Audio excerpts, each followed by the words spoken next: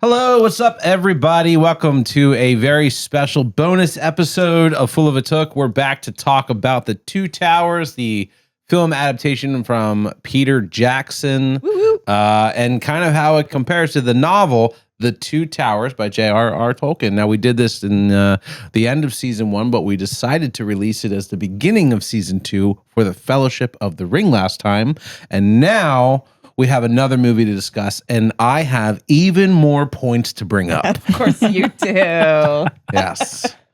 First of all, it's still a long movie. Holy shit. Well, we watched the extended edition. We did. So it was nearly 4 hours. Absolutely. Yes. Much like the Fellowship of the Ring, when we're doing these movie critique episodes, we are actually watching the extended editions, which I believe are 3 hours and 45 minutes for each one, roughly, give or take a couple minutes, which is a long time. It's crazy because legitimately you finish the first movie and then you have to start a second movie to finish the movie. It was a lot. It is a lot. We all took turns sleeping. Yeah. I definitely got drunk and passed out. And Pat was like, wake up, you're missing it. I was like, just let me go, man. That was really funny. Just let me go.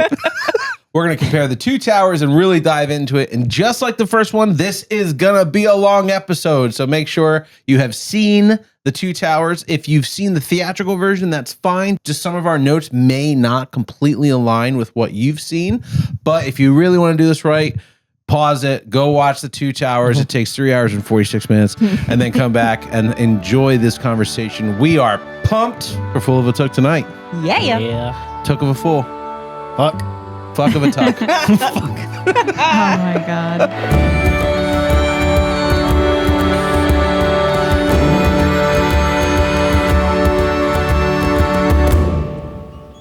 So I gotta say, honestly, my first impressions with this movie is that I actually remembered more of this film than I did The Fellowship.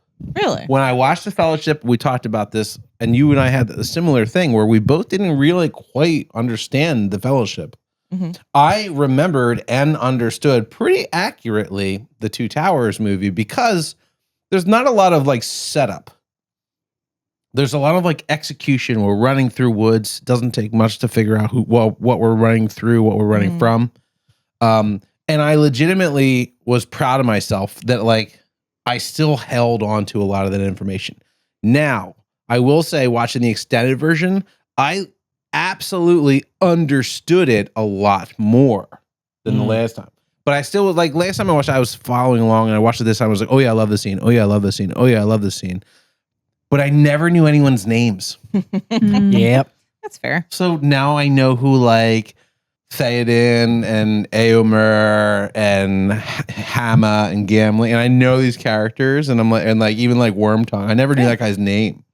You know what I mean? I think I knew the Fellowship people, and then I also knew Saruman. Because I was like, well, Saruman was in the first one. But I don't know all these new people. And when you're like young and you're watching, and they're like, Lord of the man. Like, you're like, I don't know, That's what sure. the whole film sounds like to me. Like, whatever. He said something. I don't know what he said, you know? Yep. So I thought legitimately that was going to be like how I was with the Fellowship and just blown away by all the things I missed. But I actually did a good job of following along. That's I had the opposite experience. I didn't remember a single thing from this film. Oh no. I've definitely seen it before. But yeah, it was just... You've never seen it before? No? No. Thanks. Remember? We're gaslighting. Oh, Saruman. He's in my brain. Yeah. We already finished the episode, Laura. What? Yeah, this Sweet, I'm going to bed. no. No, I was really excited to watch this one because I've mentioned it before. This is actually my favorite film out of the trilogy. And I can't believe I'm saying this being the book nerd that I am, but I actually like the film a little better than the book. We'll get into that more later when we discuss it. But Completely agree. Wow. I got feelings about that one. okay. I don't disagree, but it is an amazing film, right? It is absolutely fantastic, the things that Peter Jackson was able to do, and the way he managed to make a long and intricate and fast-paced story on the front half, and then a long, detailed, emotional slog of a story on the back half in The Two Towers, managed to weave those together and make the Two Towers, make a great film. Like it was a triumph. It was awesome. Mm-hmm. I did really enjoy it. I think the first half of it, I felt like, yeah, this is pretty true to the book. And then the second half kind of went off the rails a little. A little bit. Definitely did. I was like, what the fuck? Yeah, it kind of felt like he took the second half of the Two Towers and was just like, you know what? Nope. I'm going to take out that edit pen and we're just going to go nuts. Yeah, he did. Which I have to say I appreciated because the second half of the Two Towers, or book 4, I love it. It's important for the story, but it's such a tough read. Mm-hmm. It's hard for the reader. It's hard for the characters. I understand why he broke it up because I don't know if I could have sat through another film, especially the extended version, of such an arduous, treacherous journey where everyone's miserable and everything's going really, really bad. An hour and 46 minutes of Frodo walking. Yeah. And being sad the whole time. Yeah. Sam being in a bad mood, Gollum being shady. Just 90 minutes of listening to Gollum talk to himself. No, God. It would be like Jar Jar Binks. Yeah. Oh, that's actually a really great reference. I do want to call attention to something that's pretty important for our listeners here. It's worth noting that technically Peter Jackson did not make the Two Towers. He made the Two Tow. Because he didn't finish the fucking book. Yeah. He only did 60% of each book. He didn't even finish the storyline and get us like a cliffhanger to prep for the next movie. He just stopped and went, that's enough. 1.2 towers. Yeah, that's enough. 1.5 towers is all we're going to give him. 1.5 Ran out of budget. Oh. I think that's worth noting because that's a huge difference from the Fellowship, which is the opposite, where you get the Fellowship of the Ring and then you get from the Two Towers. You just start the story and then it ends, you know? Well, that was a problem I had was when I looked at my notes, because I was taking page by page, like just notes, all the way through. And we were drinking a lot. It was late. And then my notes just stop with a giant page that says, I have some thoughts about a couple of scenes. And then I see that. And then it's just the end. It just ends. And I'm like, wait, there's so much missing. Yeah. I forgot. It's been a minute since I watched the Two Towers. I forgot that those things happened, just not in the movie The Two Towers. Yeah. There are some things that happen in Two Towers that are curious at why they made their way into the movie. There are some things that are new that were added from Peter Jackson and his team that are not in the books. There are things taken from other books and put into the Two Towers, and we'll dive into that. But I was curious, before we start really digging into this, does anybody have some sort of favorite moments that kind of come to mind as being like, wow, that was just the best. Like, I just love that from the movie. Like the one scene that stuck with me from the previous times I've watched this movie was in the Dead Marshes when you see all the ghost faces in the water. And then when Frodo jumps in and gets sort of surrounded by these ghosts, that scared the ever-loving shit out of me as a child when I watched this the first time. So it's just so well done. It's amazing. Oh, yes. I love that part. Yeah, and I absolutely love the introduction of Treebeard. I always say his name wrong. Treebeard! No. I'm going to take that back. I love how Merry and Pippin are running from Grishnak. In this, he doesn't just die. He actually gets away and follows him into Fanghorn. And he's about to kill them. And all of a sudden he gets stomped on by a giant talking tree. And I'm like, what a great way to introduce this character and have him meet the hobbits and have them become friends. I absolutely love that scene. I wish I would be how it was in the book. It's so much more exciting. It was. Yeah. Mm-hmm. I think my favorite scene in this whole thing is the part of Helm's Deep where the elves show up. As a kid, I hated it. I hated that they brought the elves in. What are you laughing at? When they showed up, my reaction was, what the fuck? Yeah, I can't say that's one of my favorites. Oh no, well not like the actual march up, but like the whole thing of the elves being at Helm's Deep is just fucking awesome. Yeah, that was cool. It's cool because it touches a lot of different pieces of the storytelling, the Last Alliance. It calls back characters. It's like it remembers the elves, right? Because a lot of the Two Towers kind of like once we get out of Lothlorien, the elves fade, right? They're all background. This kind of like ties all that in. It ties these characters in. It brings the themes back a little more strongly for people who are just getting this all through the movie. Yeah. I love it. I have two moments, and they both happen in the Battle of Helm's Deep. And the first is, well, they're both comical moments, I think. It's like, the things that stand out to me are not the lore or the characters or the world building, but they're like these mimetic comical moments. The first is when the old soldier who's missing an eye draws his bow back and accidentally fires the arrow, which starts the battle. Yep. It reminds me of like someone farting in school. Like it just breaks attention and everyone's looking around like, did that just happen? What's going to happen? And then there's a repercussion. Yeah. You know, and the repercussion for this was a lot of death. Unfortunately. That was going to happen anyway. The second thing is a short bit later. It's when Aragorn and Gimli make their way out the side door of the main gate to sort of help clear the causeway. And it's a big jump. And Gimli knows he's not going to make it. And it's like this great little scene between Gimli and Aragorn where they're like, toss me, I'm not going to make it. And then it's like, don't tell the elf. And it's nice because it really, that little quip of like, don't tell the elf, I had picked up before that there was like a fun relationship between Gimli and Legolas. But after reading The Two Towers, that quip from him hits so much harder. Yeah. You know, like, don't tell him I'm trying to look cool. You know, I want to beat him. You know, like it just like feels so like brotherly. Yeah. And like it just hit different now that I've read the book, you know. Also great to show his relationship with Aragorn, that he trusts him enough to take care of him and throw him across. And also not tell Legolas. And Aragorn throws him like a soccer ball. Yes. So cheers to Aragorn's arm strength. Yeah, for throwing clearly a 275-pound man in chainmail and armor, 18 feet into the causeway. It's not like you tossed him 2 feet. He threw him like that was a huge gap. 2 stories. I was like, oh my God. He looks at Gimli and goes, it's a long way. Yeah. It's a long way, Master Dwarf. The characters in the movie, I think, are so much more defined than they were in the first movie. Now, we are introduced to so many characters in the first movie, but The Two Towers where we really see what everyone's made of.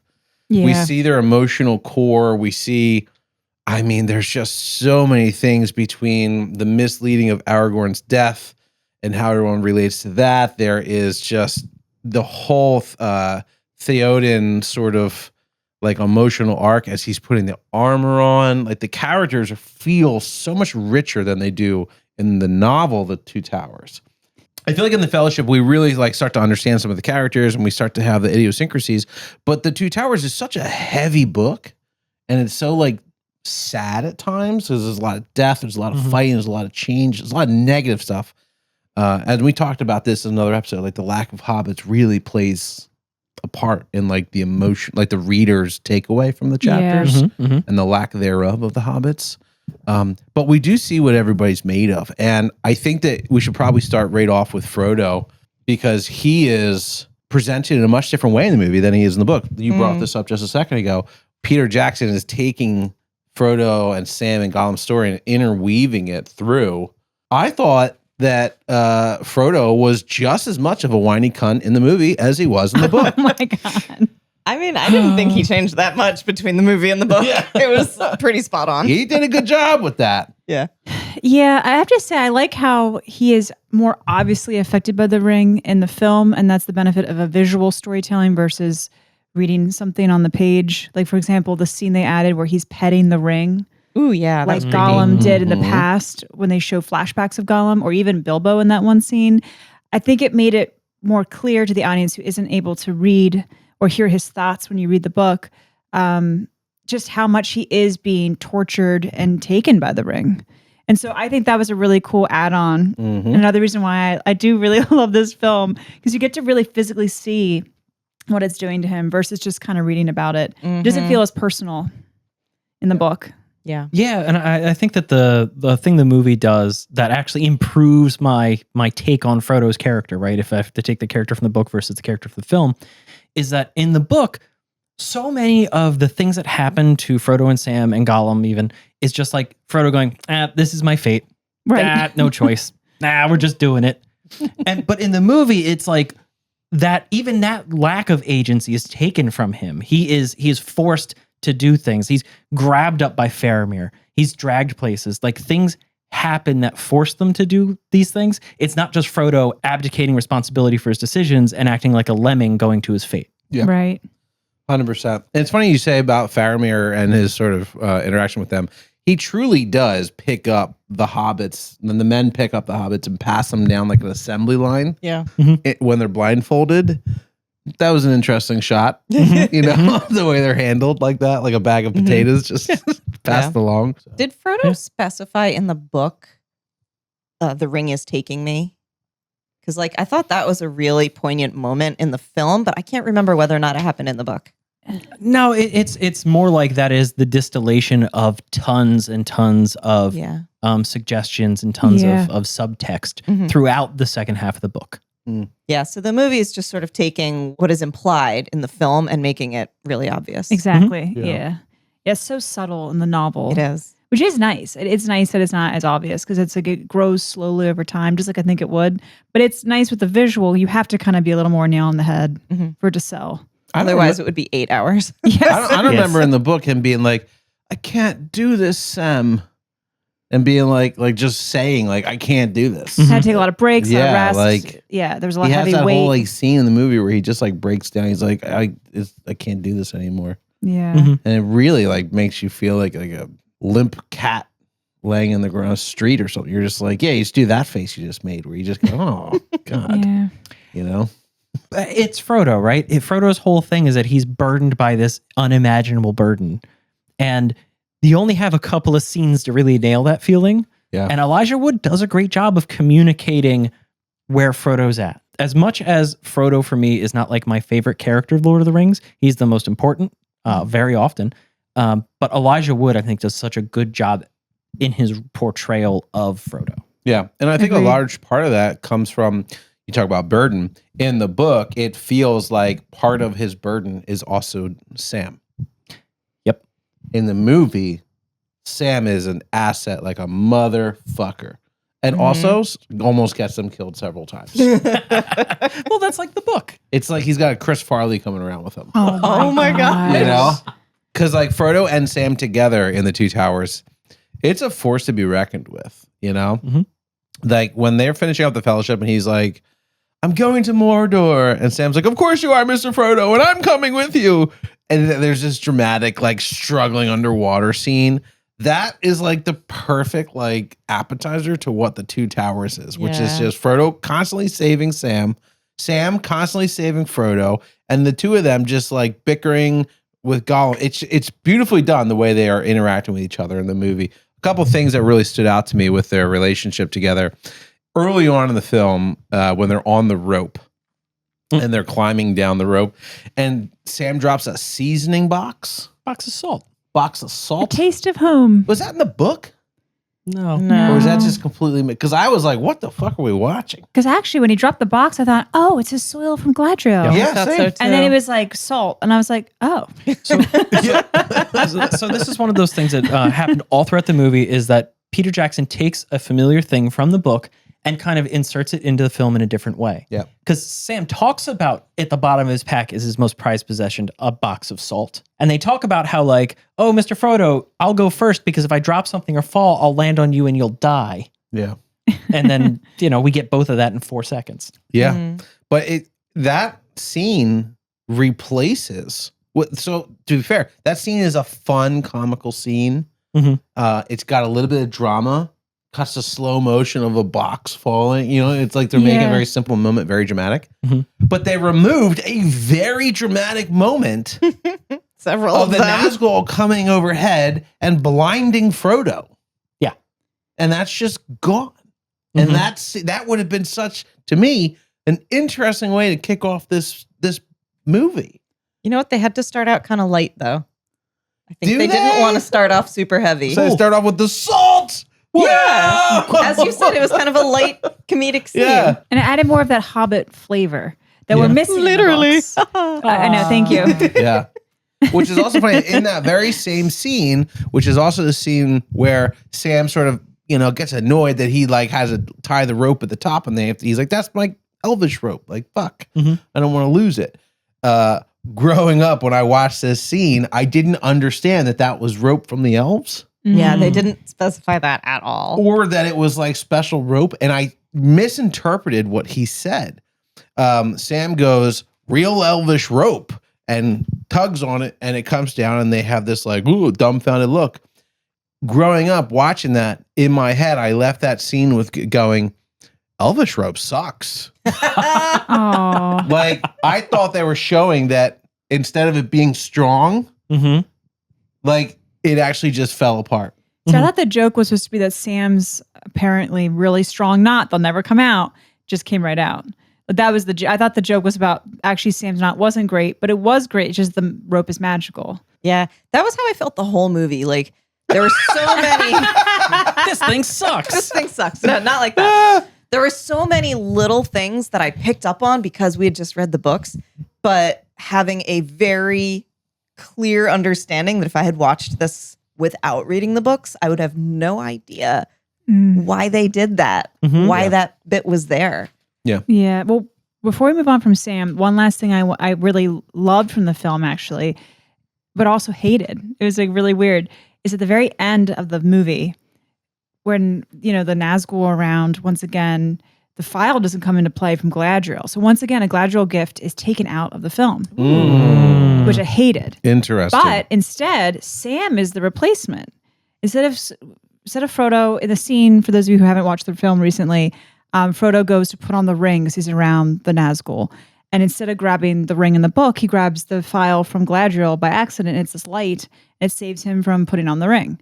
In the movie, there is no file. It's Sam who stops Frodo, which Literally I like, pushes him out of the way. which I really like the symbolism of that. In that moment, Sam is his light. Sam is his positive force saving him. And I understand for time why they probably cut that out. But I hate when my girl Galadriel gets cut down. Yep. Yeah. The biggest change that I thought they made for Sam was in the very beginning of the movie when Frodo says, "Nothing ever dampens your spirits, does it, Sam?" How opposite is that from his character in the book? He's always complaining. He's a Debbie Downer the entire second half of the book. Yeah. Yeah. But I actually kind of prefer uplifting Sam. Yes. It's nice that one of them can be uplifting. Yeah, you can't have them both being miserable. Yeah. One has to be negative, one has to be positive, or it's really boring to watch. If people keep doing what you expect them to do in film, you lose interest. Yep. Versus in a book, you can still be entertained because of the other layers you can get from reading a novel. Yeah. It's more complex. Yes. Yeah, absolutely. So obviously, if we're going to talk about Frodo and Sam of the Two Towers, we have to talk about their unfaithful companion, Gollum / Smeagol. Sneaker, whatever. Stinker. Yeah, Slinker. Slinker and Stinker. Slinky and Dinky. Yep, that's it. Once again, we have another riveting performance from Andy Serkis. Gollum in this movie is a child. He's like legitimately a little puppy. I have a note that he has like cat eyes. Like when he gets caught by Frodo and Sam, like in the beginning, and he like has like a little cat face for a second. Yeah. And I was like, wow, they're really selling with the animation department. Like, we should feel bad for this monster. Yeah. Like this despicable thing. You made a really funny note when we were watching it that his loincloth. Oh, that was me. I said his loincloth is doing a lot of work. Yeah. What did you mean by that? He is like flipping in circles and cartwheels, and you never see anything. You were looking for loincloth. Smeagol's Deagle. That's confusing because there is a character named Deagle and he killed him. Oh. You were looking for Smeagol's Dingle. No dingle, no berries. Bringle. Well, I don't know. His Bringle. No, I just thought that was really funny. He gets thrown all around, and I'm like, oh, thank God for that loincloth. You were just waiting Very for strategically placed. Yep. little testicles be hanging. Oh, You know? God. Little truck nuts. Yeah. There was one scene where he was squatting, and the placement of the loincloth, I was like, oh, it's just the loincloth.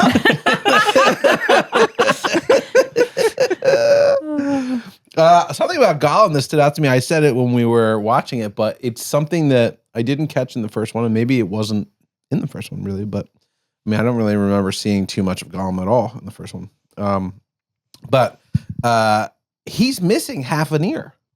And he's covered in scars and whip Covered in marks. scars. Like, I never really saw Gollum as like almost like war torn before.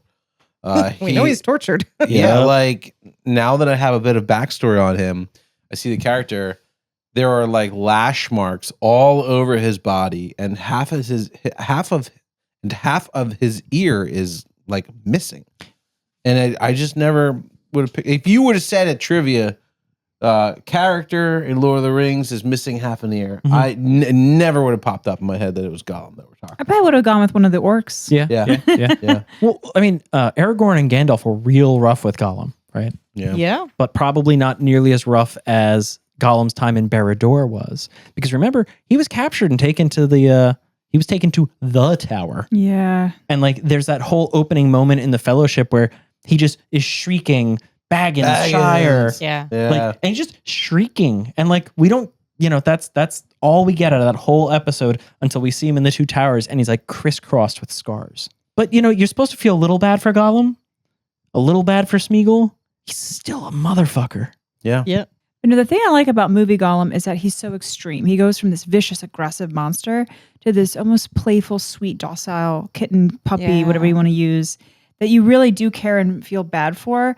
And you never know when he's going to turn. Like, he is terrifying in the films. Mm. And he's still terrifying in the book, but I don't know. There's just something about how on edge you are with him in the film. You never know what you're going to get. I just think he's a more fleshed out character in the films. I feel like he starts his back and forth conversations a lot earlier in the film. Yes. Yeah. Like, we kind of are slowly, gradually introduced to those in the book. And then I think Sam sees it for the first time when he's actually talking back and forth to himself. I think they But do we it 3 see that. times. Yeah, we Yeah. see that right away in the film. Yeah. Yeah, and that added scene where the Gollum side of him is actually comforting Smeagol, treating him almost like a parent and child, Mm-hmm. which you don't really see that in the book, is you kind of understand more than why he is listening to this darker side of himself. Mm-hmm. And the way they portray that's incredible. Yeah. They have that What do one I- scene in the middle of the night in the twilight where he's sort of like the camera angles are cutting back and Yes. forth as if it's two different people sitting in different Yes. positions. Mm-hmm. It's one of the best scenes of the film. Yeah. Yeah. It's incredible how they do that. Mm-hmm. You know what they don't do, though? They don't give the green glint to his eye when he's Gollum, which is very clear in the book. Yeah, that Yeah. would have been That cool. would have been so easy to do. Yeah. Yeah. I feel like I guess they didn't need to, though, because Andy Serkis was so good. it's so expressive. Yeah. Yeah. Yeah, it's just like I love that characterization, that like duality of Smeagol and Gollum, and I love how wretchedly evil Gollum feels, and how playful and puppy-like Smeagol feels. Yeah. It's just one of my favorite characterizations in the entire film. I also thought it was wild the way Faramir and his men handled Gollum. Oh, they beat the dog shit out of him. It Yeah. just cuts to like Rocky Balboa and they're just like socking him in the ribs Uh-huh. and hold. I was like, dude, I don't remember them like physically manhandling him like that. And every time they see him, they just would like sock him in the faces. Like, Yeah. They punch him. It's all body shots. They kick him. They throw him in the wall. They stand him back up and punch him some more. Mhm. It's fucked up. Yeah. yeah. That's a lot. Especially with Faramir, he's on screen very little, but his time on screen is quite powerful. I mean, there's a lot of flashbacks with him. I feel like half of his time is flashbacks. Yeah. Which wasn't in the book. Yeah, They're just all created. but it was nice to get Sean Bean back as Boromir. Yeah. Yeah, you're That was right. That was cool. a positive. That was yeah. cool, and it like painted him in a great light. Mhm. That he was like a good older brother to Faramir. It kind of really helped me understand a lot more about how Faramir and his father had a really bad relationship. I didn't really pick that up to that extent from the book. Mhm. You know, Did they even touch on that at all in the book? No. I didn't think so. We find out that Denethor's an asshole later. In the books. Okay, well that would explain why Little I didn't sneak have peek. Yeah. that. Yeah, Little preview to why Denethor sucks. But also, they absolutely fucking did Faramir dirty this whole I movie. agree. I did not love the portrayal of Faramir in No, this. he's such a great character in the books, and the way he's portrayed in the movie, I think, does him dirty. Absolutely. He's flat, and the one dimension they give him is bad. Yeah. Yep. And it's like it's not that they did a bad job with the character. It's just that they took a great character, gave him one job, and it was a bad job, and he did the bad job very well. Right. Mhm. But fuck, man, I'm so mad. Yeah. I mean, talking about Faramir, I feel like we have to comment on Boromir and the way they changed how Denethor knew about the ring. And he was sending Boromir for the ring with a specific purpose of bringing it back to Gondor. Rather than Faramir's dream. It was a dream they both had, yeah. And how that changes our perception of Boromir in the last film. He was going along with this plan as if it wasn't his plan the whole time to steal that ring from Frodo and take it back. And it also made me think, like, was he corrupted more by the ring or by his father when he stole it? Interesting. Yes. Yeah. So, like, that little bit that they added in changes our whole perception of Boromir, even in the last film. Yeah, and It he does. was like, I need to take this ring because I cannot let my father down. Exactly. Rather than I need to take this ring because I'm selfish and corrupted by the ring. I mean, we knew he wanted to take it back to Gondor for that purpose. It proves my But point, though, that changing you all it. said I was wrong about. What? Proves my point. What? Boromir, not a bad dude. Well, Boromir's super cool, super flawed. movie version of Boromir. Yeah. Maybe not the version that Jerk Well, intended. This is an episode about the movie, not the book. I know. We're comparing and contrasting.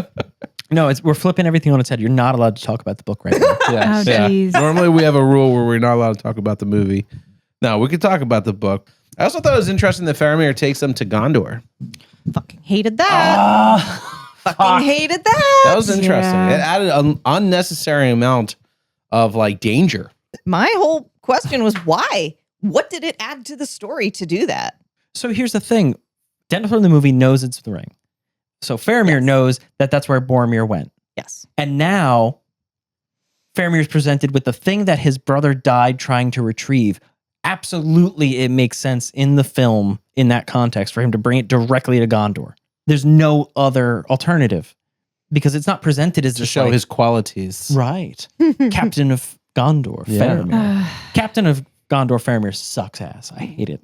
And Osgiliath, that whole scene when they bring the ring there, they bring Frodo, they bring Sam, they even bring Gollum. And the whole fucking party goes. And that's when they have their stare down with a Nazgul, like in the middle of this battle raging in the ruins of Osgiliath. And what the fuck?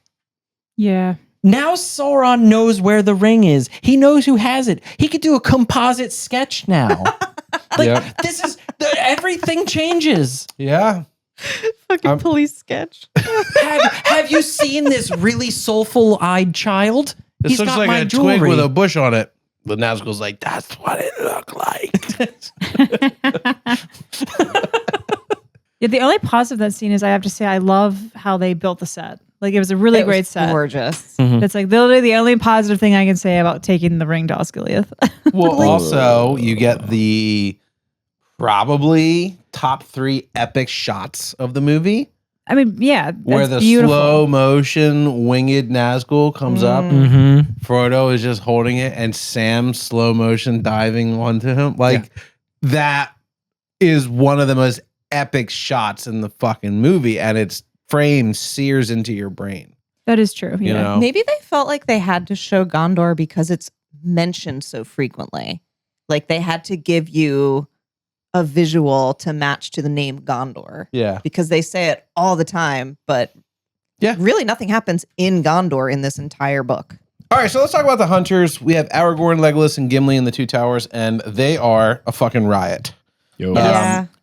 Before there's so much to talk about with Aragorn, but first I have to say, why was Gimli made into a punching bag? He was the comic relief for this movie. Not only was he a comic relief, but he was like Laurel and Hardy slapstick comedy. He was always falling down. yeah, like just out of focus, like tumbling in the background, like. It can't be Legolas because, frankly, Obviously. the character's just not funny enough.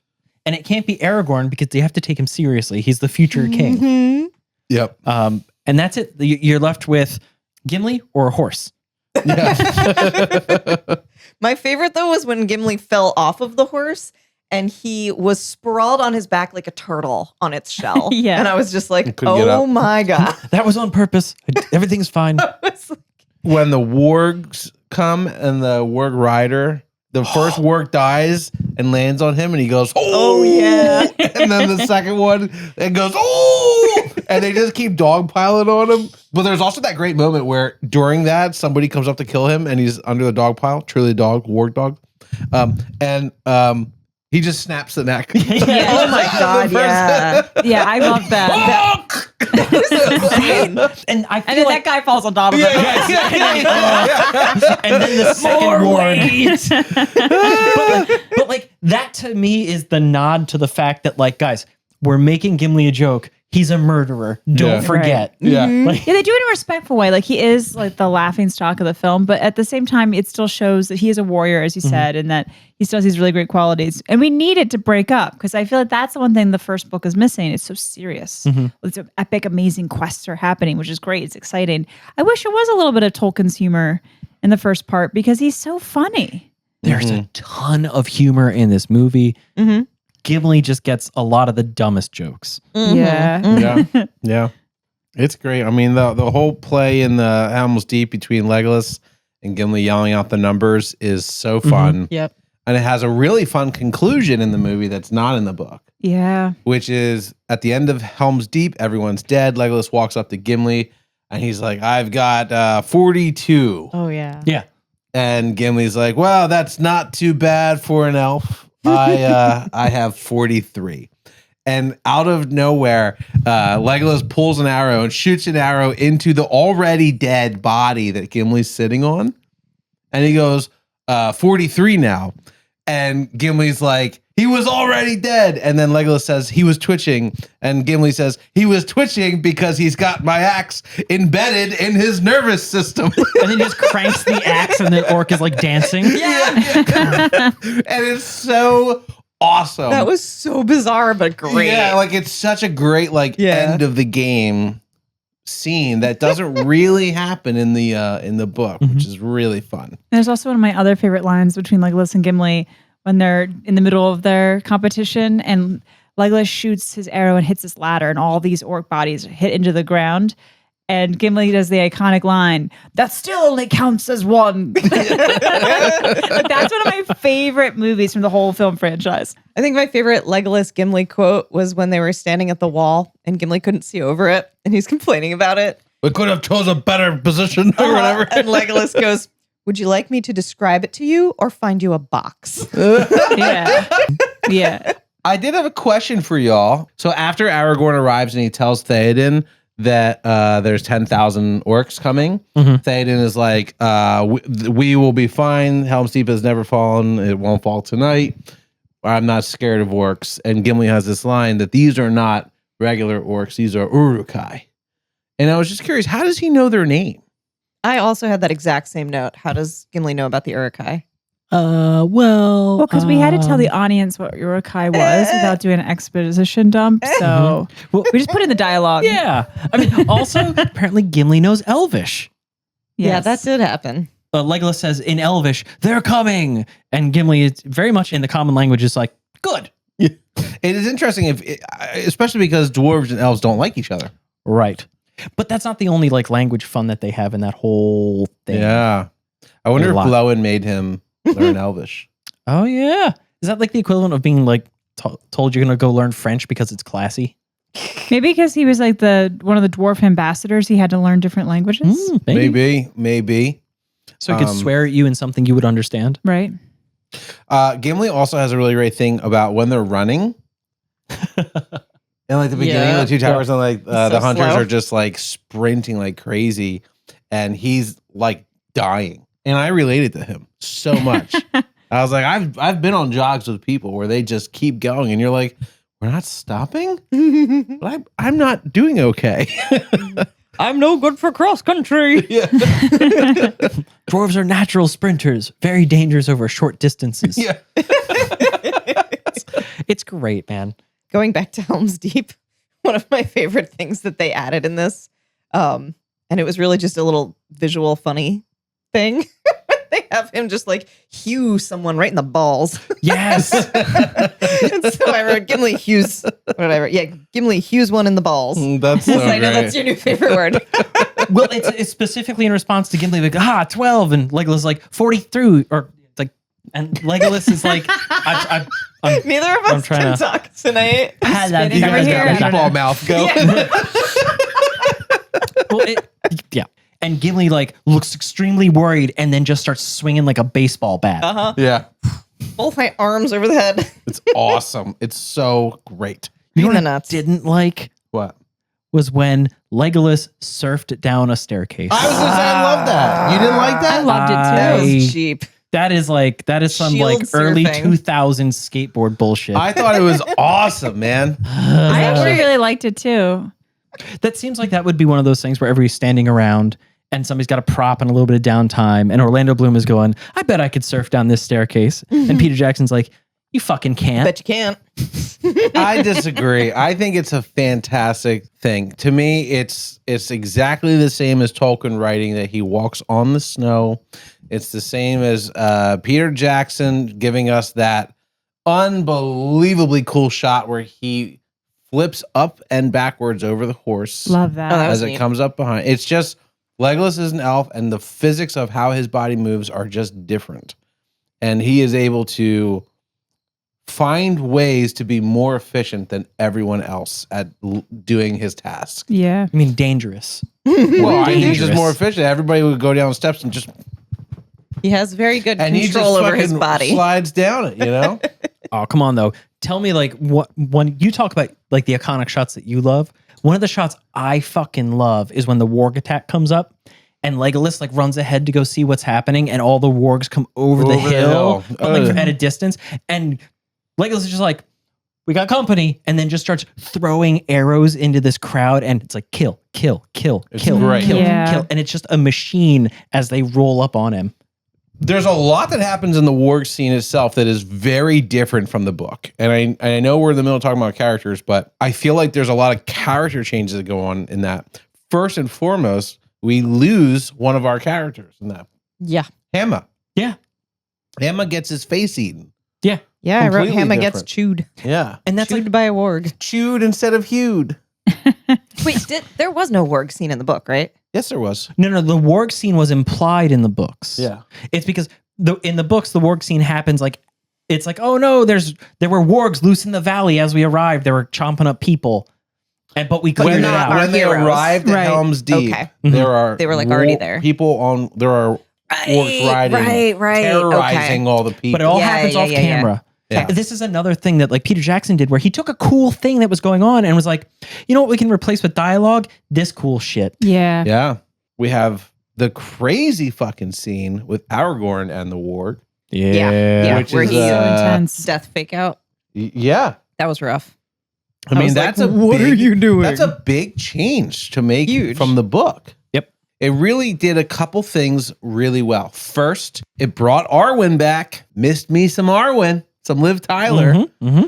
Because in this movie, Arwen plays a role, even though she doesn't play a role in the book. Yep. And she's got a couple scenes here. The second thing it did is it reaffirmed to me that Aragorn is a badass. And him pushing those doors up in the slow motion is that is like an equally iconic shot to me as the winged Nazgul coming down. Like I'm just Yeah. like, oh my God, that's burned in my brain. Like it really reinforces what was in the book when they're being closed in on as they approach Helm's Deep and the people are behind them. It kind of stretches out that time so you have time for dialogue at Helm's Deep. Because if he's not taken over the edge, you don't have time to really evaluate all the women and children and the scene with Éowyn when she's like, we don't have enough food. And like just there wouldn't be time for any of that. Or like the scene where they go through and they're dragging all the children away from their mothers to like go arm them. Yeah. Yeah. And that kid with long Yeah. hair is getting like armor put on him and it's like way too big. That's Hamma's son. Hamma's son, yeah. Just gives us a moment to feel hopeless. Yeah. So that we can be restored with hope when he arrives. But it also reminds us, even though he is the king that is promised, he's mortal. Yeah. Oh, that is a really Because good point. A lot of the other heroes we hear about are like Elrond and Gladriel and all these elves, all these immortal beings. Even Sauron, these are bigger than human being characters. And so it reminds us as viewers or readers, he's just a mortal man, even though he's a special mortal 100%. man. And it really gives that stake of like, oh my gosh, is he going to actually become the next king? Yeah. Yeah. I actually like that he has a fake death. That should have been in the book because it does so much work for the plot, for the character arcs, for the story, for the hope or hopelessness the characters feel. I mean, because what are they just going to put their faith into the Rohan men who are currently losing the battle? Are they putting their faith into a dwarf to lead them? Are they putting their faith into the one elf or the fucking king who's been in a coma for 15 years? You know, they need that like warrior to show up. And so when he shows up, it's like, I'm with them. I'm like, oh, we have a chance now. Yeah. You know what I mean? Well, like this is a really cool flip too from the book where like Aragorn has like 6 lines after a certain point in the book. Like he just doesn't do shit. And then he gets to do all these really cool, awesome moments. And like this is one criticism, like overall, as we talk about all these characters and everything that's going on, all that time that gets made for these characters, all this time for cool dialogue, it's at the expense of like primarily the secondary cast. Like they all get kind of flattened out. They all get their moments and they get well represented on the screen for like a portrait moment. And then it's like, okay, you're out. Yeah. So I just want to run through a couple of things that really stood out to me. First of all, Aragorn is the one that makes the point about Saruman's voice being slightly dangerous. That was in the book, Gandalf. Gandalf says, we made a whole thing about, he goes, beware Saruman's voice. Yeah. In the movie, Aragorn is the one who says that. I noticed that, and there was no payoff on it. Correct. I'm assuming it's foreshadowing for the next film, but it was such a throwaway line. Yep. Like, Yeah. no one's going to remember that. And also, every time they did cut to Saruman, he just was like on his porch going, ah, ah. And that was it. Like he didn't have any reactions or anything. It was just that. It was So weird. yeah, you're right. There was no payoff. The second thing was Aragorn gives us a really weird exposition dump. Remember? With Gandalf? Yeah. And they change everything. Yes, they do. Oh. Yes, yeah. they do. I didn't like that one That's bit. a weird scene. They recontextualize the entire war. They do.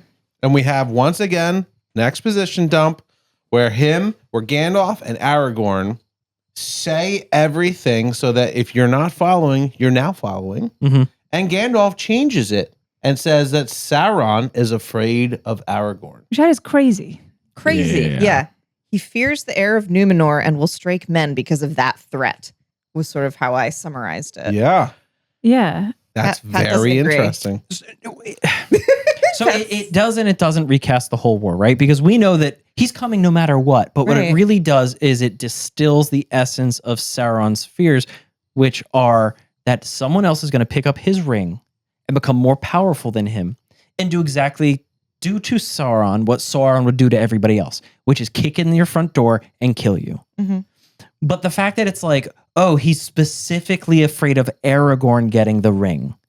Like, Because one, I think that he is specifically afraid of that because he is the heir of Isildur. Isildur was the last person who killed him. yeah. So the heir of the person who was killed able me. to take the ring. I Yeah, see. yeah. You know what Yeah. I mean? Like that's a logical fear that he could have. I don't think he has that. But if I'm going to play into this exposition dump that's set up, which I think is a bullshit thing, then that would make sense to me. Yeah. But that's like the only time they talk about the wider context of what's going on. Yeah. So you get about 15 seconds to really soak it in. Yeah. It's also a beautiful shot. God, Of it was. them, like in the It moonlight is talking. yeah, I love the lighting. It's Yeah. really a beautiful scene. But also, I think that there's a secondary motive behind that scene, which is that it reminds me of like it's the bottom of the ninth and all the bases are loaded and the coach has a little powwow with the person who's going up to bat and the coach is like, they don't even know what's about to hit them. You're going to crush it. You're going to get the home run. You're going to be the one that saves the game. And like does this pep talk. The reality is the coach is like, I'll say whatever I have to say for you to go up there with balls of steel and a courageous golden heart. That's hilarious. that was just a fake out pep talk by And they're Gandalf. awesome because Gandalf says these things that he knows are not true. That's amazing. And Gandalf's like, did you know that Sauron's afraid of you? And it's like, that's the most ridiculous bullshit fucking thing Gandalf could have ever said. Amazing. But in that moment, Aragorn is like, we should go to Helm's Deep. We should kill everybody. And it works. That's really funny. I did not pick up on that at all. And like if you overlay book Aragorn on that, where it's like, oh no, Gandalf's gone. I got to make choices. Yeah. Fuck. What are we going to do? Yeah. Then Gandalf comes back. It's like, bro, let's go. Yeah. I Loved it. If we're going to talk about Aragorn and his lady, which we started to, and we have more to say, then we have to talk about Aragorn and his ladies. Yeah. He's got multiple, that whore. Yeah. He was definitely flirting with Éowyn with the whole sword thing. Yeah, why wouldn't Definitely he? was. Yeah, 100% he was into that. Absolutely. And then also the scene where Éowyn makes him stew. Oh my God. And then he spits it out. It's like terrible stew when her back is turned. I died laughing. Well, like, What a great scene. Did you guys catch the half second where she tries to offer it to Gimli first and he goes, absolutely not. Yeah, He just keeps walking. I'm full. Well, in general, Aragorn in the movie is not ever combative, and he's not. He kind of just is this like Perfect man. perfect man. Doesn't even speak in the third person. No, he's bullshit. definitely the promised king that is to come. Like every action he does in the book, if he does something that's sort of like, I don't know if he should have done that, another character will do it, so that you never forget that he's the promised king. He is the true hero, Right. And like a true king, he is balancing two women at once. right? Yeah. Hey, someone has to give him a son, you know. Yeah. Oh my God. Well, it's not going to be Arwen in this version of events. Oh, man. It's so funny. I kind of just gloss over all the plot holes or the red herrings or everything because I'm just so excited that they got inspiration from the song that Aragorn sings in the first book, The Fellowship of the Ring.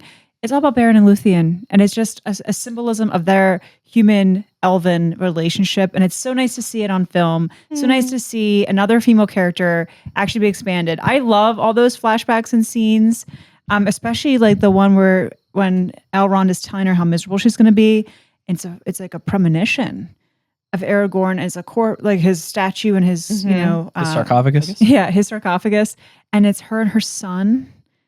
Yeah. Like that always makes me tear up. I'm like, oh my gosh, imagine like having to live with your half immortal son eons after dad's dead. Like I got really emotional, maybe just because I'm pregnant. I was like, I couldn't imagine doing that. And then like he's going to be crying the whole time and she's going to be like, it's okay. Your dad could be alive forever and he could be an asshole the whole time. And you guys said the one thing I just didn't really love that the Two Towers movie did that the book did not do, they just forced this Éowyn story down your fucking throat. Whoa. They have, I don't know, at least 11 scenes together in the movie. In the book, there's like one or two conversations. Yeah. And so they just consistently make you feel like, and they're good scenes, but it really is like pushing this narrative of They're like, invented. like when he's having a conversation about, and it's a great scene. She's riding horses next to Gimli, and he's like, many people don't know that there are female dwarves. And then Aragorn's like, it's the beard. You know, and they have this playful flirty, and you're just like, come on, bro. Yeah. But again, I think it's more just like he's accidentally leading her on in the movie. There's a will they, won't they going on. Yes. Yes. It's Ross fucking talking to Rachel in the kitchen. Well, one last thing about Aragorn, what I loved in the movie that wasn't in the book, obviously, is when he's floating down the river, it was so reminiscent of Isildur. Just like a callback to him and how he's Isildur's heir. And that one quick shot of him just floating, I was like, oh my God, that's perfect. What a never great even way thought to of use a that. visual to tell a story. I was like, that was so a cool. brilliant moment from Peter Jackson. And that just shows those little moments of he's a super Tolkien nerd. I was like, that's great. And the difference between him and his ancestor. Yeah. His ancestor stays in the river. Yeah. His ancestor stays dead. Yeah. Aragorn just plays dead. Aragorn's playing a lot of games.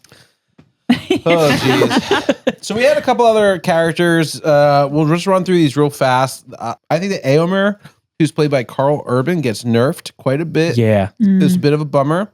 I also didn't appreciate that Gríma banishes him. I know in the book he's sort of like put in jail, or there's a whole scene with that, but like, or it's like implied that he's banished. But there's truly like you're not put in jail, you're just like banished from Edoras. Éomer and his buddies just like ride off like, well, fuck you then. And they just like ride off and then they're just gone. Yeah. For like most of the book or most of the movie. I didn't love that. Well, even when they find the three hunters, when we had that cool scene originally, it's like, oh, you know, dwarf, if your head was a little higher off the ground, I would cut it off, et cetera, et cetera. In the books, man, that's a fun scene. And it's like a back and forth, and like you get a feel for Éomer and you get a feel for the Rohirrim. In the movie, it is like, hi, my name's Éomer. Let me trauma dump on you. Here's a horse. Bye. That's a bad scene. Don't bother returning it. Well, We it don't just love felt it. like how long had they been writing without seeing any other civilization besides orcs? And he was the first human. He's like, I got to tell you all my problems. And they're already banished at this point. Yes. Yeah. Like they've only seen orcs and animals and themselves, and they don't want to hear the same shit. So as soon as a new group of people roll up, they're like, let me tell you everything going on in my life. Well, that's just like anytime you meet a new person, it's like you get to tell all your jokes again. Oh, yeah. And also, That's a pet thing. when Éomer shows up with Gandalf in the end, and they have this, it's very iconic shot of like Gandalf rides up. It doesn't make any fucking sense that in the middle of a battle, they just sit there and gleam in the sunlight and just like have a cinematic moment. Yeah, they take a second. Yeah. And they're just like, oh, and they like shake their hair in slow motion. like, guys, there's a battle. Let's go. Like, get into it. But another thing that really pops up with the Rohirrim is Théodred. Yeah. What was the point of that? He wasn't dead yet. It contextualized the entire struggle of Rohan into one character, right? And this is obviously Théoden's son. Yeah, Théoden's son, who dies off camera in the books, who's already dead by the time we learn about who or what he is. Yep. But in this, they find him alive, they bring him back, he's dying. Théoden can't be bothered to go see his own son. And like the death of Théodred kind of gives a talking point for all the conversations about what's wrong in Rohan. Mm-hmm. Yeah. Gríma's control, the lack of responsiveness by the king, the lack of a coherent response, the fact that they are getting their asses whooped. And like we walk into the middle of this ass whooping. Aragorn steals more than the horse from Théoden, right? Like, not being funny. It's like Théoden's character in the books is somebody who wakes up, remembers they're strong, he's a warlord, and they go to war. In the movie, he's like, oh man, wow, I am still waking up. I'm stunned that this shit has happened. I'm stunned that my son is dead.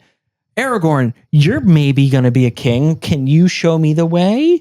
Théoden in the movie feels so much like Frodo in the books does. He's just being carried by fate and he's really passive. Yeah. And that's not the cool character that Théoden is in the books. He doesn't have any interest in going to battle. He's on our ride and die. Yeah, he has zero of that, like, I need to die. But yeah, he just wants to go with his people to Helm's Deep. Like, he doesn't want to go into battle. Still a very well done portrayal. Yeah. Super cool. Feels like Théoden. Just like Théoden needs to wake all the way the fuck up. So I'd say I love how they did almost like the exorcism scene where he goes from being that this was cool. old crone of a man to the king that he is. I think the actor did such an incredible job portraying that. It's a really hard thing to pull off, and he did. It's very believable that he's coming to without being comical and hokey. Yeah, he that did a was really really great well job. done. He also just like gave up at the end in that suicide ride. That was completely Aragorn's idea. Yeah. Aragorn's death wish, I know. Yeah. But He can't you choose know two of the what? two ladies. Just take me. No, I'm just kidding. Ride It with occurred me, to he me. says. Yeah. He knew that Gandalf was coming at that time. Right. Yes. And that might have been his reason for suggesting the suicide ride. Absolutely. Right. He knew it wasn't suicide. Isn't that something you might share? Right? Yeah. A secret you might let other people know about? Well, the annoying thing is that Théoden just kind of like stops fighting. Yeah. Yeah. He Like, done. He gives like up. rides out. Gandalf appears on the hill, and he's like is in the middle of like stabbing a guy in the throat, and he just stops and he's like, We have victory. and he just literally puts his sword at his waist and is like, "Yeah, we have victory." And there's still 1,000 orcs around him. Yeah. But they're all running. Yeah, you know, it's funny. I definitely felt like there were moments where Bernard Hill's performance of Théoden was great, and there were definitely moments where I was missing the book version for sure. Yeah. The performance was amazing. The writing that was failed him. definitely not my issue. Yeah. Yeah, especially when he's being armored up by Gimli. That was great.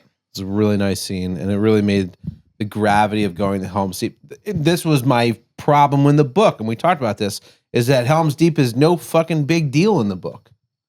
They go there, they show up, battle starts, battle's over. In the movie, It was one chapter. it's like fucking 40 minutes. Yeah. 40 fucking rad minutes. And it's Yeah. like the gravity of like, we're all going to die here. And that's even reinforced by Legolas. Mm. You're all going to die here. And Aragorn says, then I die as one of them.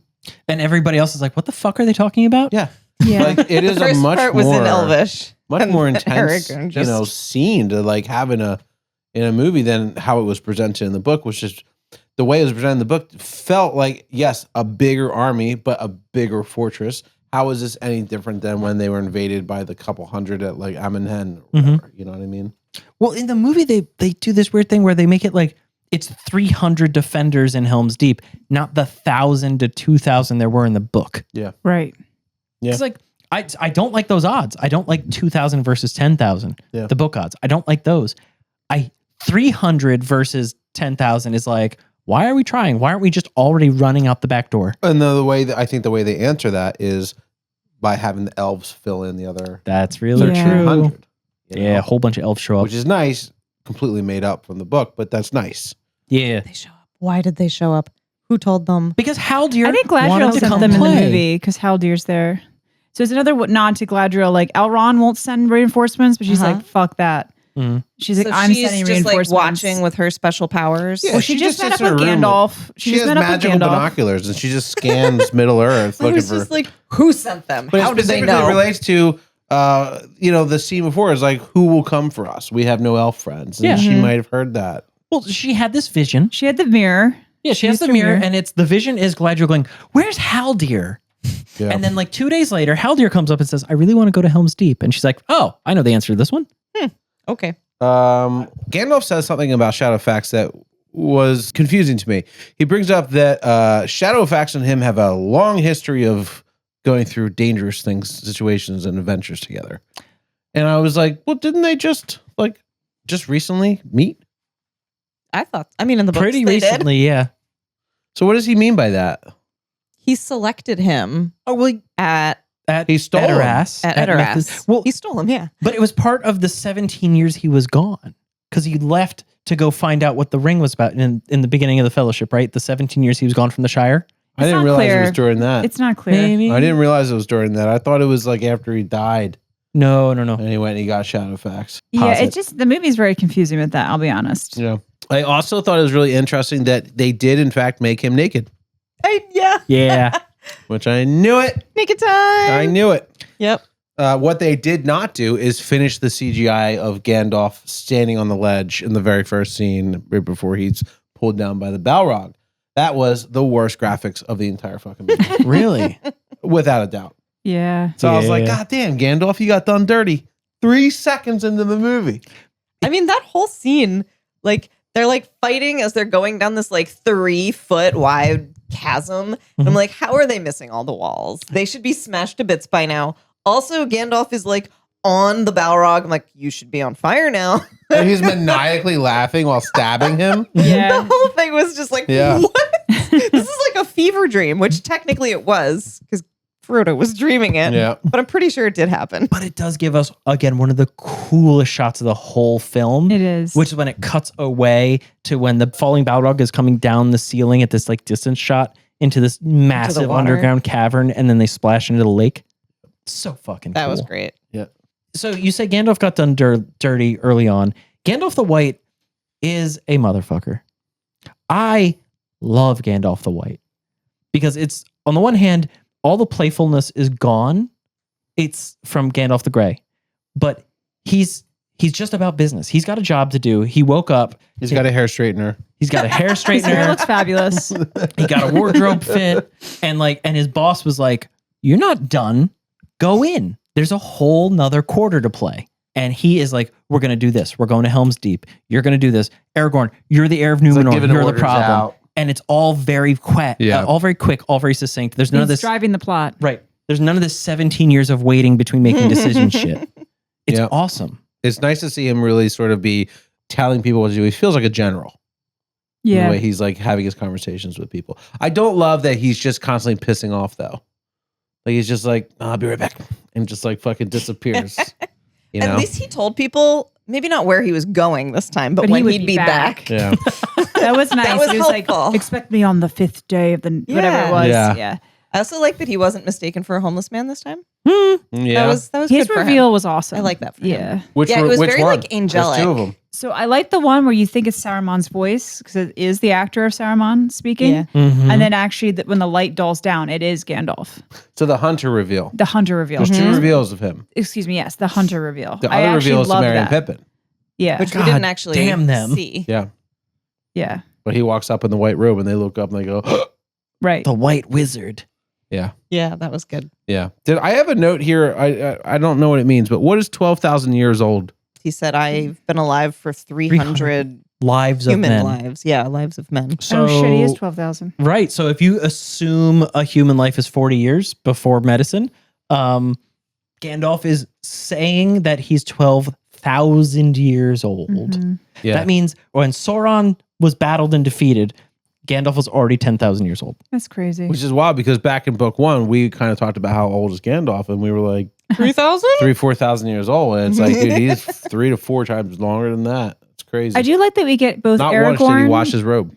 Ew, that's why it's gray. It used to be white. He was born Gandalf the White the first time. Oh. I do like we get both Aragorn and Gandalf's ages because when we're reading the books, we've all been debating. Mhm. You don't go to the appendices or read the other texts. You never know. Yeah. So I really love that's just thrown in the movies. I'm like, thank God I know. Good data. It's Yeah. nice data to have. Yeah.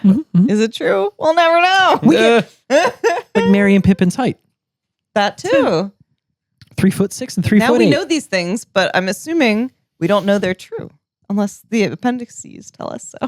Well, Merry and Pippin have a very interesting role in this movie. They are legitimately linked the entire time to the ends, just like in the book.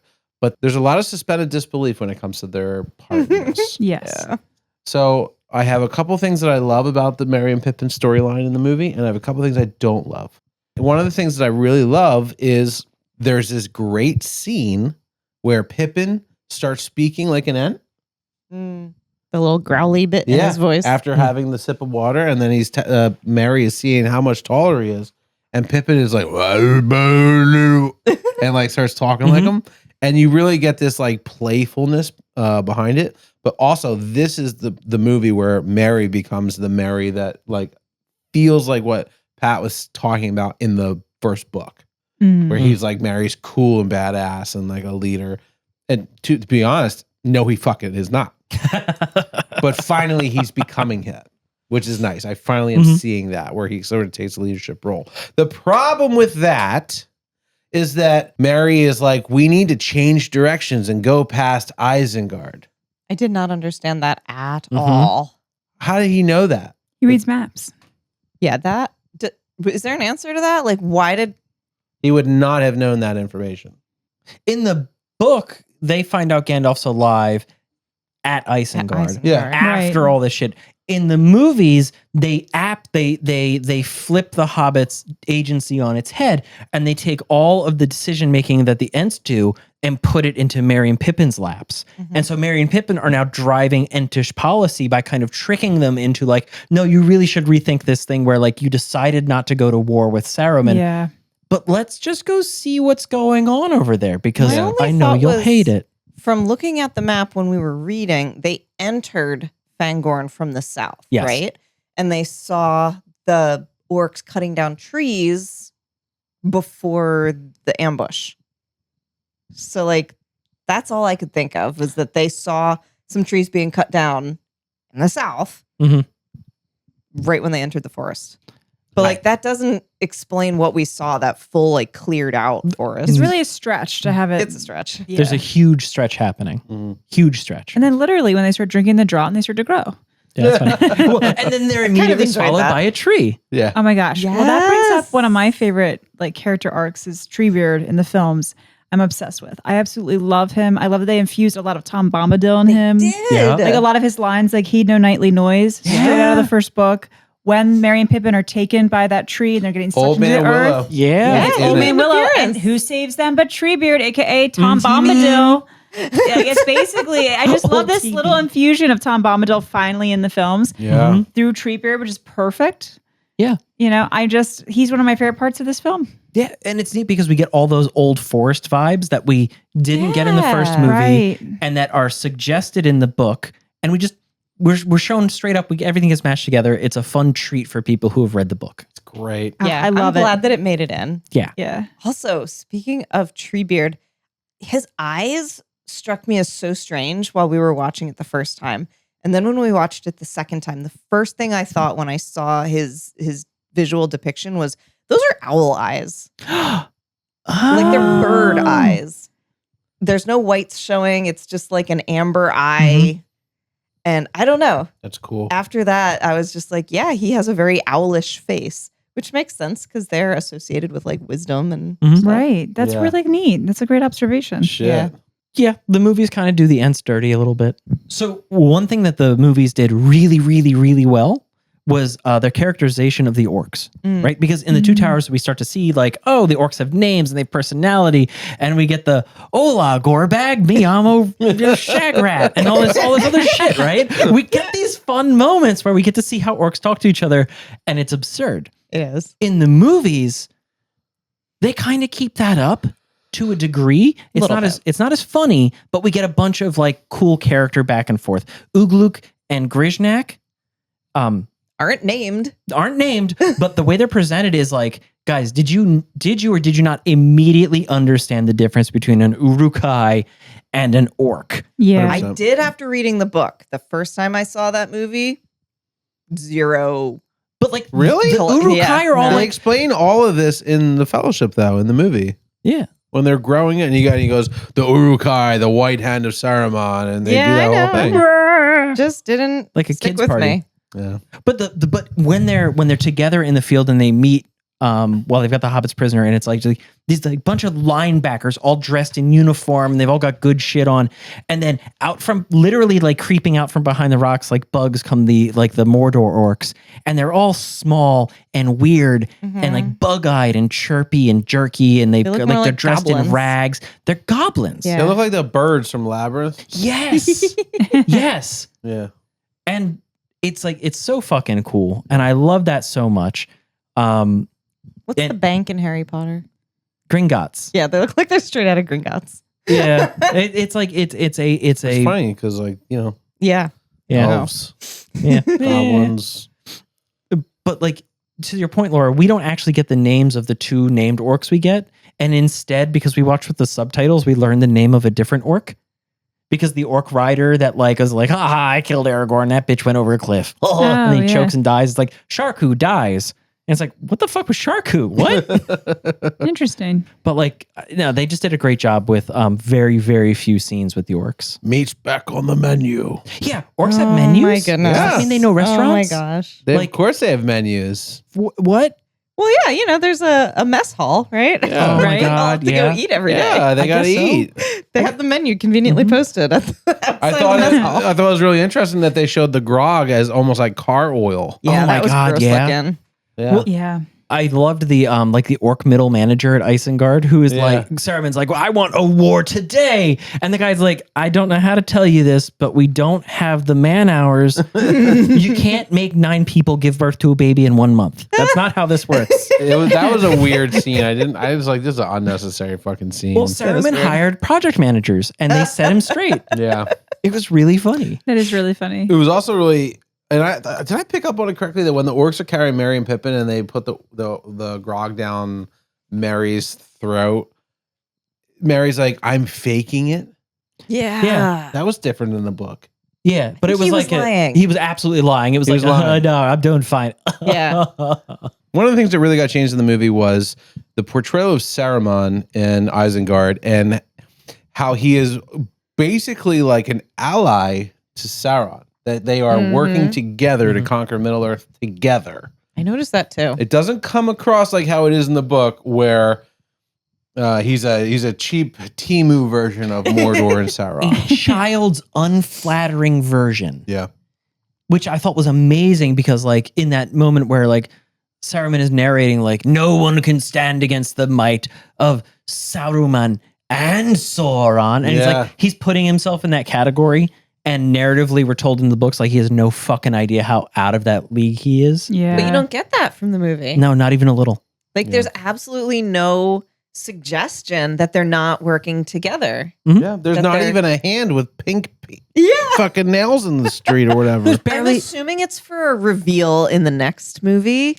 Maybe. I don't know. There's barely any inter-orc murder. Like Inter-orc murder. And let's be real, like in order to keep viewers engaged with the film and the plot, they also have to do away with like all the secrecy subtext, right? Would that be intra-orc murder? Intra-orc murder. I'm sorry. Sorry. It's fine. But but they have to simplify. They have to flatten things. It's like they flatten characters, make room for stuff. A lay person, a person who's just watching this film and is expected to pick up on all this shit and all this richness, it's like, it would be like a kaleidoscope. People would have epileptic fits if you put all the real information in. But instead we get nice music. Yeah. But also there's a thing with Saruman where he does something in this movie that he also did in movie 1, which I was upset about with movie 1. Saruman has a history of nerfing dangerous things. What do you mean by nerfing? He spoils the reveals of dangerous things. He does it with the Balrog. He does it with the riders. The Uruk-hai. Does it with the Uruk-hai. Like, we see it first so that when we see it, we know what it is and we're not scared of it. Sometimes it makes it scarier, but like for sake of the Balrog, like the picture of the Balrog was scarier than the Balrog was. There's a really interesting thing that happens in this movie where he does it again, but it's with the ring that Aragorn wears. Yeah. Ooh. Yeah, that was strange. As if, and again, playing into the exposition dump, as if Aragorn is this dangerous weapon that is heading to Mordor to kill them. And that's not the case at all. Yeah. But it plays into Gandalf's like, Sauron's afraid of you. Like this, you know what I mean? Right. Yeah. And especially now, because in this narrative, Saruman and Sauron are working together. That's how Sauron knows that the heir of Isildur is alive and coming to Mordor. Yeah. And it was said it's the ring of Barahir. I don't think that happened in the book, and I don't know what Barahir is, but it's a weird scene with Wormtongue explaining to Saruman who Aragorn is. There's this construct around Aragorn that being the heir of Numenor makes him inherently dangerous, which is lacking in the book. Yeah. I feel like the really cool part that I enjoyed the most was the way that in the end of the movie, Merry and Pippin find the room full of all the food. Oh, they shouldn't be eating that. They got to have food for thought. They did. I don't think got they to have thought, a treat. And I was curious, are we doing a food for thought on this one? Yeah, we've got a little something. All right. Ooh. Dragged a whole chicken out of gray water. They did pull a chicken out. Eat that. It's sewage water. People died in it. Can you imagine how hungry they were there? They've just been drinking Ent draft for weeks. Oh. I wouldn't pull a chicken out of the sewer. I've never been that hungry, but I don't know. I guess, yeah. Who knows? If I No was fresh Mary, water to rinse the apples off? if I was Mary, I'd have eaten Pippin first. Yikes. What is this green glob of muck? It's an Uruk-hai. That sounds so appetizing. That's guacamole. Have you ever heard of it before? Oh, is that really? Is it true? Is that guacamole? Uh-huh. I didn't know it was so green. Wait, is that avocado? Yeah. Is that the thing that wrecked the It's economy? pronounced avocado, first of all. Say it right. It's a cultural word. Wow. Avocado. Hola, Gorbag. Hola, Gorbag. Hola, shitbag. I'm excited. I love chips and dip. Yeah, so, for a movie episode, I figured we'd be snacking on some chips and dip. So here we have some guacamole and fancy tortilla chips. Hell yeah. Hells to the yes. Ooh. Pat's going to try to Pat's deliver gonna break one the to trip. RJ. Pat, and trying fail. so- Dude, you it's- are it's terrible at doing disintegrating. chips and dip. It's disintegrating. The chips are a little bit delicate, so I get it. Yeah. I was just improving the dip to chip ratio. True. Did you make this or you buy it? I bought it. It's delicious. It's spicy. I like the hint I of do have spice. good guac recipes, so I can share one if everybody really wants me to. It's funny because a good friend of ours told us that he doesn't hear anything we talk about in this because he can't stand the sound of chewing. I get it. Yeah. That's called misophonia, and it's real. This one's Chris for you, thinks buddy. It's the same as asthma. ASMR. It is 1000% is. It's not. It's the opposite. In fact, I very much enjoy it when it's about food.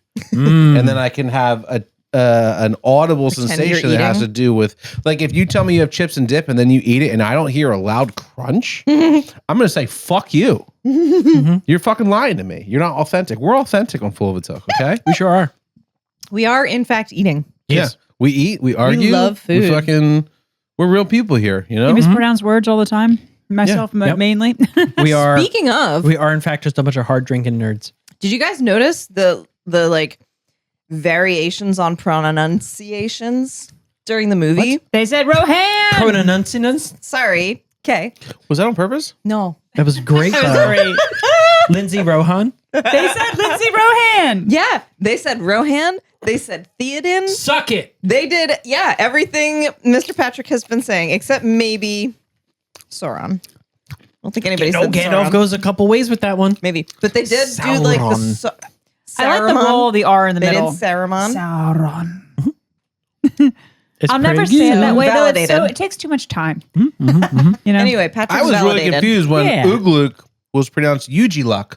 Ugluk didn't have a name in this one. He did not. Can't believe they didn't name that guy. Well, Neither did Krishna. it's short for ukulele. Ukulele. Well, we know that they play instruments because the goblins in Moria were playing the drums. Oh, yeah. There's an amazing goblin band somewhere. It's all drums So though. Goblin Core. Goblin core? Yes. That's a real fucking genre, dude. Yeah, right. I promise complete you, that's a real percussion. genre. That's like a heavy metal fucking screechy core. I almost just did something insane. I just What? was leaning forward and I grabbed the chip and I hesitated over my wine to dip it into the wine. And then I remembered, no, that's the dip. At That's least you the didn't wine. dip it into the candle. I thought you were going to dip it into the I candle. thought you just said you toasted the chip. Nice and waxy. Honestly, what's the candle taste? Let's find out. Go for it. No. Patrick, no. No. Patrick, What? no. No. No. Ew, don't do it. Do not eat that. What? It's just You candle dipped wax. it into wax. Do not eat It has a that. scent though. It's scented. It's like eating gum. Guacamole has a scent. not a perfume. If you're going to chew it, make sure there's a crunch. No, he's doing it. He's doing it. He's eating a chip with wax. You just ate candle wax on a chip. Welcome to my husband. Oh my God. And you were disgusted that Mary and Pippin had a floating roasted turkey and ate that out of Dude. sewage. Director of safety over here. You fucking eating a wax that's going to come out your colon. If I'm lucky. Oh God. So how'd it taste, Pat? You got a weird look on your face. You might as well pull a Persian and just spit it on the carpet. Yeah. No. That would be shitting on the carpet. I'm going to do that too. The whole world tastes like do hand that soap too. smells. I just have a couple things I want to say that are rapid fire for my thoughts on this movie, and I will leave everybody with some of these thoughts. First, there's a scene where they say, "Quickly, go, child," and then the horse trots away quite slowly. Second, the Nazgul are super close, but they have a bit of a GPS, and I think that that's not fair. Okay. 3, an arrow hits the White Wizard and bounces. Yes. He's Superman. 4, I don't know what this means, but it says no crucible birdses. Crunchable. Crunchable. No crunchable birdses. Gollum is sad that there's no crunchable birds in the Dead Marshes. Yes. No crunchable birds. Yep. Birdses. Remember, we I even think he says birdses. he does. says birdses. Do you remember Yes. way back when we joked about how they tried to send him a letter when he was the captive of the elves? Yes. And the bird was like, "I'm going to tell you." And he ate it. Oh, yeah. Eating pigeons. Carrier pigeons, in fact. Merry and Pippin escaping the Uruk-hai and orcs fight into Fangorn Forest. Great example of CGI. Frodo and Sam in Faramir's camp. Bad example of CGI. Okay. You want me Why? to put subtitles up for that part? Yeah. Oh my God. My brain doesn't work right. Why is that bad CGI? It didn't stand out to me. It just was a bad key. It was a bad key. Don't know what that means. When you film people on green screen, you do something called a chroma key, which is you tell the computer to remove any trace of a certain color. Oh. They do a dolly shot, they back up, and Frodo and Sam are standing in the middle of Faramir's men, and it's just very bad CGI. It's a bad key. It's a bad lighting job. It doesn't match the lighting of the room. Darn. Next thing, Fran Walsh was one of the co-writers of the script. She also was a co-writer for Fellowship. I'm assuming she's one of the co-writers for Return of the King. She also wrote all the lyrics to Gollum's song. Fucking love that song. Gollum's song is the name of the score song that plays during the end of the Two Towers. And it's haunting and beautiful and devastating and terrifying. I thought it sounded like Les Mis. The first couple of notes. It's like Fontaine. I think everything sounds like Les Mis. I don't got think another it one, sounds like too. Les Mis, to be honest. There's just a couple of notes that you're like, Yeah. Next, if you reached the credits of the movie, there is a section called the Charter Members of the Lord of the Rings Official Fan Club section Aww. Ooh. with approximately 2,800 names. Get 'em, boys. Cool. Yes. And I thought it was really fucking cool for the filmmakers to put the Lord of the Rings Fan Club members into the credits. That's awesome. that's pretty cool. And I bet most people would have missed that. Yeah. I'm not Yeah, we both kidding. fell I asleep think there was immediately. legitimately probably 3,000 to 5,000 names. Holy That's shit. great. It is 4.5 minutes long of scrolls. Wow. That's awesome. Yeah, it's crazy. This is what I figured out. I figured all this stuff out when I was sober. Yeah. The last thing I want to bring up is actually a note that was brought to my attention from a YouTube comment that we got on one of our videos that I looked out for while watching this, which is all of the Army of Darkness references What? and the Sam Raimi What? references. Get out. And I looked for some of them, and there's a bunch in the Fellowship of the Ring, which I went back. You could have my sword, you could have my axe, which is from Army of Darkness. Army of Darkness. shit. Yeah, it's directly taken from that. But there's a moment from the Two Towers, which is directly from Army of Darkness. And it is when Saruman is standing with Wormtongue and he's talking about this new fiery, explosive thing he made. And Wormtongue dips the candle over it to see, which is, How can fire defeat stone? yes, which is directly from Army of Darkness with the Gray Wizard of Army of Darkness. With holds the candle over Bruce Campbell's pile of Gunpowder? gunpowder, and they both do this. They grab and they both push the flame away. I need to rewatch Army of And I Darkness. thought Yeah. that was so cool. I never shit. would have made that connection. The comment is really powerful. It reminded me that Peter Jackson got started as a horror film director. He No made some shit, truly really? atrocious films, and then someone was like, you could make Lord of the Rings. He used his horror films to get The Frighteners. I did love The Frighteners. Frighteners was great. Mhm. If you have not seen The Frighteners, that is how they do the ghosts of Lord of the Rings. Oh, fuck. Oh, my God. Oh, my God. So that's what got him Lord of the Rings was Frighteners. Wow. Holy shit. That was one Because of he my was like, favorite I know how to do movies. ghosts. He's like, the rest is easy. Yeah, the other shit doesn't matter. All right, thanks so much for tuning in to another amazing episode of Full of a Took. This is the Two Towers movie adaptation from Peter Jackson, the full breakdown. If you want to discuss this anymore, leave us a comment. We can always just type up our responses if you have questions on specific things that we brought up or things we didn't bring up. We could probably talk for 5 more hours about this. We had so many more points we didn't So touch on. many Yeah. things. But legitimately, we have to call it quits at some point, and it's been almost 3 hours at this point. So, Yeah. and you guys are only going to hear like an hour and a half, 2 hours of it, but I'm cutting a lot. Trust me, I'm saving you time.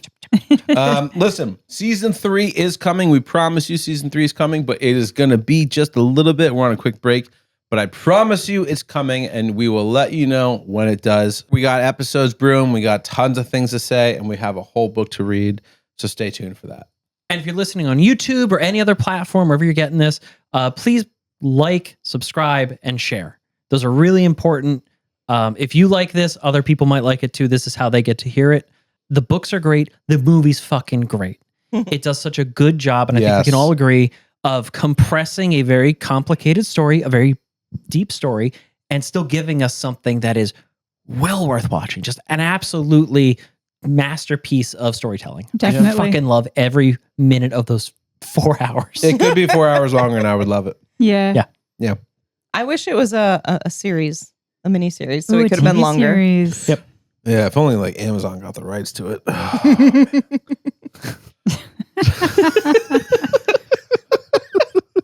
Anyway, thanks so much, everybody. We're so excited to do another movie review. I can't wait till we do the what is it? Return of the King. Return of the King. Turn of the It'll be Jedi. a bit. Oh, I can't wait for the Return of the Jedi.